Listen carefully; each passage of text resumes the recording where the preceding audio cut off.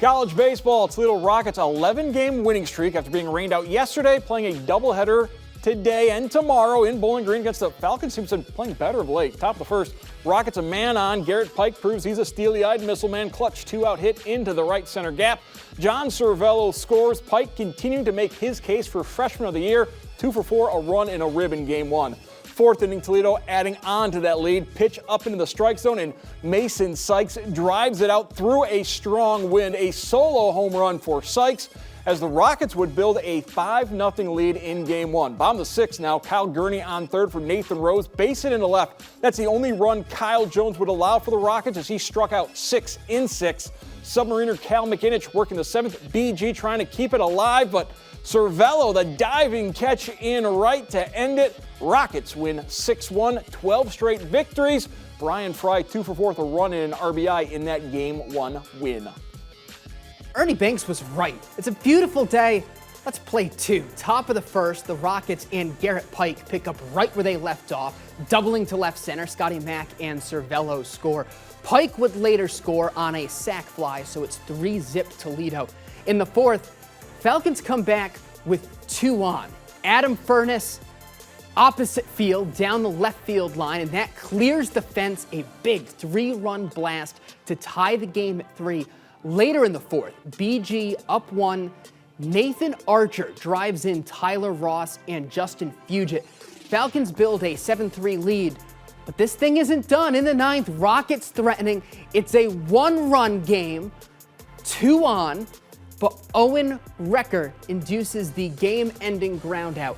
Falcons hold on for the 7-6 win. That ends the Rockets' winning streak, as well as BG's 3-game losing slide. They turn the page after a tough loss to open the day.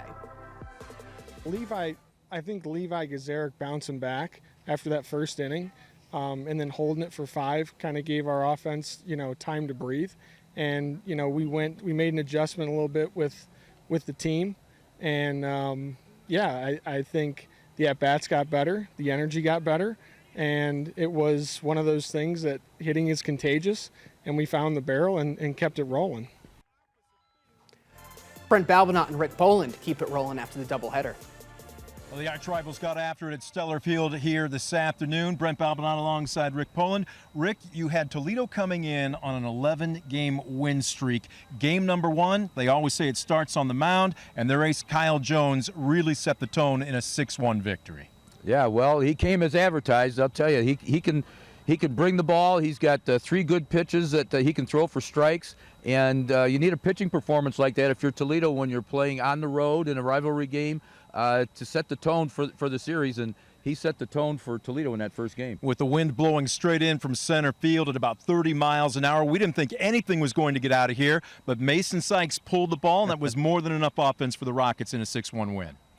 Yeah, I'll tell you, it's very difficult to play here under those conditions, and defensively it's rather tough. Pitching standpoint, it's in your favor, but boy, when you can put the ball out like that, that shocks the other team. And based on the pitching performance that they were getting from Jones, that's all they needed. Game 2, completely different approach. Jordan Power looked strong in the first inning. The Rockets scored 3, but Coach talked about changing the approach. Adam Furness with a long ball to left field, and after that, it seems like Bowling Green settled in, took a good approach, and saw better pitches.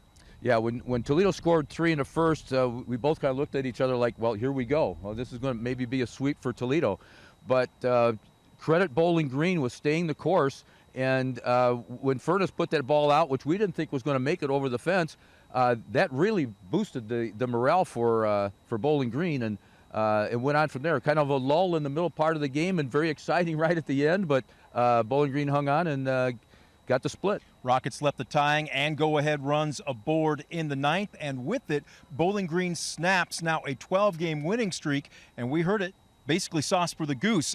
Anybody's series starting tomorrow's doubleheader. Yeah, and you have to believe that Bowling Green will have the momentum going into that, but momentum is only as good as your next day's starting pitcher, so we'll see what happens. Everything starts on the mound, and so the starting pitchers will be very important tomorrow. It will be a doubleheader on Mother's Day right back out here, as you heard Rick mention, 1:05 the first pitch.